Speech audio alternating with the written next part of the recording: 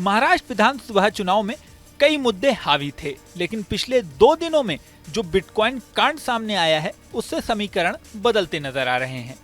एक पूर्व आईपीएस रविन्द्रनाथ पाटिल ने सुप्रिया सुले और नाना पटोले पर बड़ा आरोप लगाया है। उन्होंने कहा कि सुप्रिया सुले और नाना पटोले ने बिटकॉइन इकट्ठी कर रखी हैं और उससे मिले 150 करोड़ रुपए चुनाव में यूज किए हैं।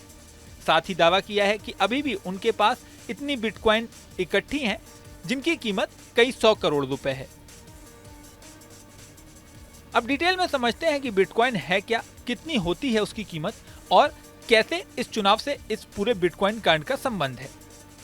सबसे पहले बात करते हैं बिटकॉइन है क्या। दुनिया में जिस तरह सभी देश अपनी अपनी करेंसी यूज करते हैं, जैसे भारत में रुपए, अमेरिका में डॉलर, यूरोप में यूरो यूज होता है, वैसे ही कुछ करेंसी ऐसी हैं जो किसी देश ने नहीं बनाई बल्कि डिजिटल यूजर्स ने खुद बना ली हैं। इन्हें क्रिप्टो करेंसी कहा जाता है। दुनिया में कई तरह की क्रिप्टो करेंसी है। इस समय सबसे ज्यादा लोकप्रिय क्रिप्टो करेंसी बिटकॉइन है। जैसे जैसे क्रिप्टो करेंसी लोकप्रिय होने लगी, कई देशों ने उन पर से बैन भी हटा दिए और उन्हें यूज करने लगे। हालांकि बिटकॉइन और बाकी अन्य सभी तरह की क्रिप्टो करेंसी प्रयोग करने के लिए अलग अलग देशों में अलग अलग नियम हैं। भारत में बिटकॉइन या बाकी क्रिप्टो करेंसी यूज करने को लेकर कोई विशेष नियम नहीं है। हालांकि कई बार इसके अवैध लेन देन में यूज की बात सामने आई है। अवैध लेन देन में यूज होने पर सजा का भी प्रावधान है। सजा अलग अलग धाराओं में अलग अलग तरीके से हो सकती है। बिटकॉइन की कीमत की बात करें तो आज एक बिटकॉइन की कीमत 79 लाख रुपए से ज्यादा है,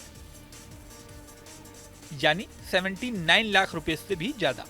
कमाल की बात यह है कि जब बिटकॉइन को 2009 में पेश किया गया था तब इसकी कीमत 0 थी। शुरू में इसे कोई खरीदने को ही तैयार नहीं था। धीरे धीरे डिजिटल करेंसी की कीमतें बढ़ने शुरू हुई तो बिटकॉइन की कीमत भी बढ़नी शुरू हुई। शुरुआत में इसकी कीमत महज $0.10 यानी लगभग 5 रुपए के आसपास इसकी कीमत थी। 26 अक्टूबर 2010 को इसकी कीमत 5 रुपए से बढ़कर $0.20 यानी करीब 9 से 10 रुपए के बीच हो गई। साल 2010 के अंत तक इसकी कीमत बढ़कर $0.30 यानी 14 से 15 रुपए के आसपास पहुंच गई। 2011 में इसकी कीमत $1 तक पहुंची, यानी लगभग 51 रुपए। इसके बाद इसकी कीमतें तेजी से बढ़ने शुरू हुई। 8 जून 2011 को इसकी कीमत $29.60 तक पहुंच गई, यानी उस समय के हिसाब से 1400 रुपए।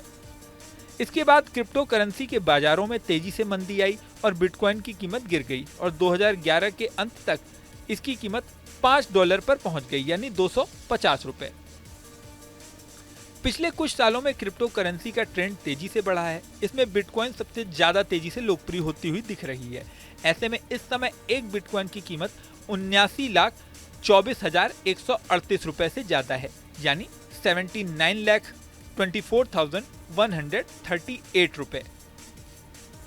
इस तरह से हम कह सकते हैं कि अगर किसी ने साल 2009 में एक बिटकॉइन जो कि 5 रुपए का था वो खरीदा होगा तो आज उसकी कीमत 79,24,138 रुपए हो चुकी होगी। महाराष्ट्र में बिटकॉइन विवाद की बात करें तो पूर्व आईपीएस रविन्द्रनाथ ने आरोप लगाया है कि सुप्रिया सुले और नाना पटोले के पास भारी मात्रा में बिटकॉइन है। इन्हीं लोगों ने रविन्द्रनाथ को फंसाया है और इनके पास इतने बिटकॉइन है जिसकी कीमत कई 100 करोड़ रुपए में है। हालांकि ये पूरा विवाद साल 2017 में सामने आया था। तब दावा किया गया था कि एक इन्वेस्टर ने बिटकॉइन स्कैम किया।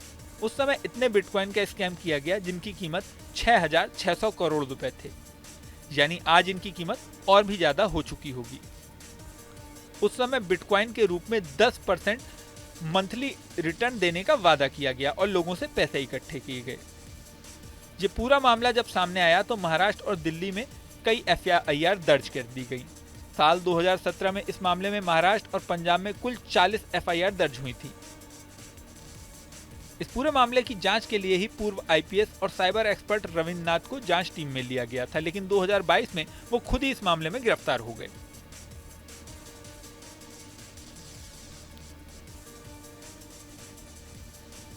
रविन्द्रनाथ पाटिल ने आरोप लगाया है कि साल 2022 में अमिताभ यश और भाग्यश्री नाम के अधिकारियों ने उन्हें झूठे आरोप में फंसाते हुए गिरफ्तार किया था।